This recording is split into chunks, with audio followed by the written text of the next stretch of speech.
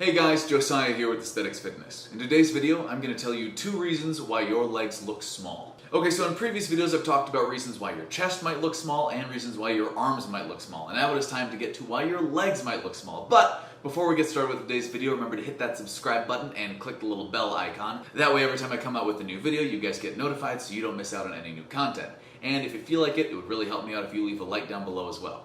With that out of the way, let's get started. Okay, so there are 2 primary reasons why your legs might be looking small. 2.5, kind of, I'll throw a bonus one in at the end of the video for you.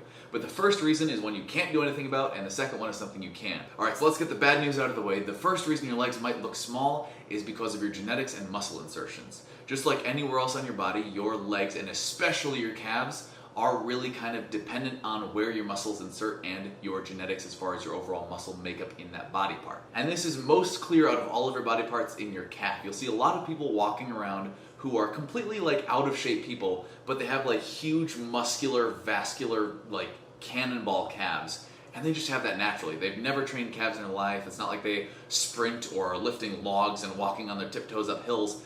They just naturally have really big calves. On the other hand, you'll see professional bodybuilders who have really high inserting, very slim, narrow calves. And then you'll see people who are kind of in the middle like me, who has just sort of longer, slimmer calves that don't have a lot of mass on them.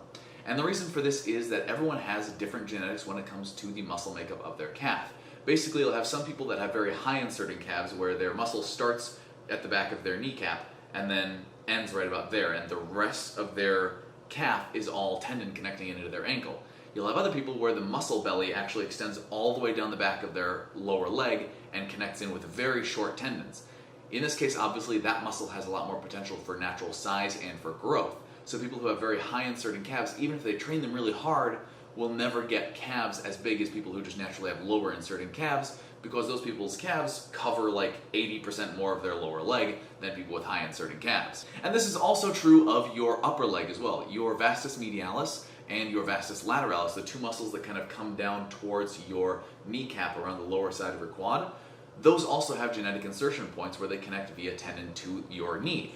So if you're a person who has high inserting quadriceps, you're not going to have any kind of muscle encapsulating your knee like you would if you were a person who has lower inserting quads. So you'll see people who have sort of those tree trunk looking legs where their entire knee is like enveloped in swooping muscles. If you have high inserting vastus medialis and lateralis muscles, you'll see that your knee kind of protrudes and doesn't have any width to it because it's just bone and tendon there, so it's not having any potential to grow as you get stronger in those movements. But let's be honest, even if you lose the genetic lottery and have poorly inserting quads and calves, it's still best to train them as hard as you can to build them up as big as they can be, because you're going to look a lot better than if you just ignore them and let them become your weak points throughout the rest of your life. And that takes me to the second reason that your legs look small, and that is that you don't put enough emphasis on training the parts of your muscles that require the most training in order to bring up the proportion and symmetry of your legs. A lot of people, when they do leg workouts, will just sort of train squats and deadlifts with maybe a couple minor accessory movements like leg extensions and hamstring curls. The problem with this is that it first of all completely neglects your calves, because EMG studies have shown that neither squats nor deadlifts effectively hit the calf muscle group. And squats as an exercise for the quadricep are a great, amazing compound movement. You should be working both squats and deadlifts into your leg routine no matter what you're doing. But as a quadricep routine, they mainly work your rectus femoris, which is the upper muscle of your quad, and they also work your glutes quite a bit in order to recruit that pushing force you need to get yourself out of the hole at the bottom of the squat.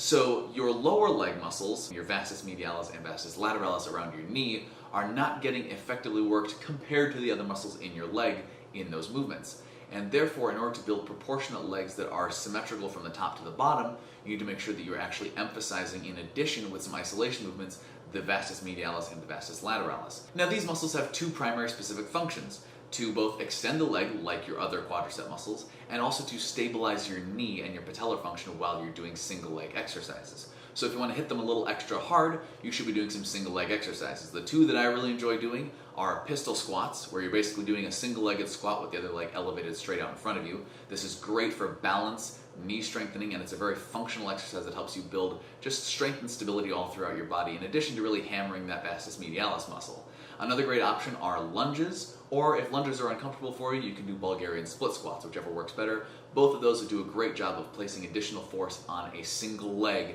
in order to really emphasize those stabilizing functions of those muscles. And the final kind of bonus reason your legs might be looking small is that you're not training your legs hard enough. If you're just doing legs once a week or maybe once every 2 weeks, or you just don't train them very much at all or work them in with other muscle groups, you're really not training them effectively and with enough volume. So I try to hit legs at least twice a week, and if you're a person who has really lagging legs, you might want to occasionally throw in a 3 times a week leg workout if you require that in order to help build up that volume. But obviously make sure you're getting enough rest in between training sessions. So those are the reasons your legs might be looking a little bit smaller than they should in comparison to the rest of your body.